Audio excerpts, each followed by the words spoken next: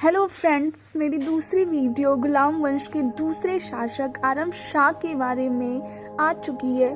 तो चलिए हम आरम शाह के बारे में पढ़ते हैं। गुलाम वंश का दूसरा शासक आरम शाह बना था। कुतुबुद्दीन ऐबक की मृत्यु के बाद दिल्ली का अगला शासक आरम शाह को बनाया गया था। आरम शाह का शासक काल मात्र 8 महीने का था, क्योंकि कुतुबुद्दीन ऐबक की सडनली डेथ के बाद लोगों में यह उत्पन्न हो गया कि अब हम अपना राजा किसको बनाए। तो कुतुबुद्दीन ऐबक का पुत्र आरम बख्श को सुल्तान आरम शाह के नाम से उसका उत्तराधिकारी खड़ा किया गया। लेकिन आरम शाह एक अयोग्य राजा था, जिसकी वजह से वो कुछ भी नहीं करता था, जिसकी वजह से राज्य में बहुत सारी कठिनाइयों का सामना करना पड़ा। लोगों के बीच में काफी प्रॉब्लम्स आने लगी थी। आरम शाह एक कमजोर अयोग्य शासक सिद्ध हुआ, जबकि उस समय की कठिन परिस्थितियों में तुर्क राजा को एक योग्य और अनुभवी शासक की आवश्यकता थी। अनेक योग्य तुर्क अमीरों ने उसके गद्दी पर बिठाए जाने का विरोध किया और अमीरों ने स्वतंत्रता की घोषणा कर दी।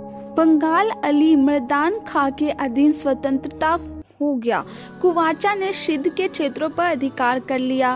काफ़ी सारी प्रॉब्लम एक साथ आने लगी थी, जिसकी वजह से वहाँ के प्रजा और वहाँ के लोग जो थे वो काफ़ी परेशान हो गए थे। और आरम शाह कुछ भी नहीं कर पा रहा था, कुछ भी नहीं कर रहा था, और इसीलिए वो एक अयोग्य शासक सिद्ध हुआ।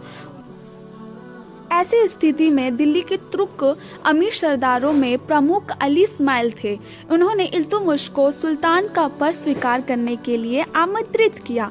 इल्तुतमिश उस समय बदायूं का सूबेदार था। उसने तत्काल निमंत्रण स्वीकार कर दिल्ली के ओर कूच किया। क्वेश्चन में ये भी आता है कि इल्तुतमिश सुल्तान बनने से पहले कहाँ का सूबेदार था, तो वो था बदायूं का सूबेदार था। दिल्ली के निकट नाम जड पर इल्तुतमिश और आरम शाह के बीच में काफ़ी ज़्यादा युद्ध हुआ, जिसमें इल्तुतमिश विजय हुआ और आरम शाह की मृत्यु हो गई। इस प्रकार आरम शाह का शासक काल 8 महीने में ही समाप्त हो गया।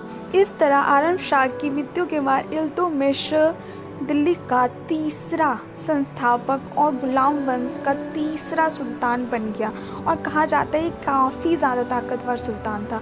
आई होप इस वीडियो में इतना ही। आई होप कि आपको आरम शाह के बारे में समझ आ गया होगा। सो हम नेक्स्ट वीडियो में मिलते हैं।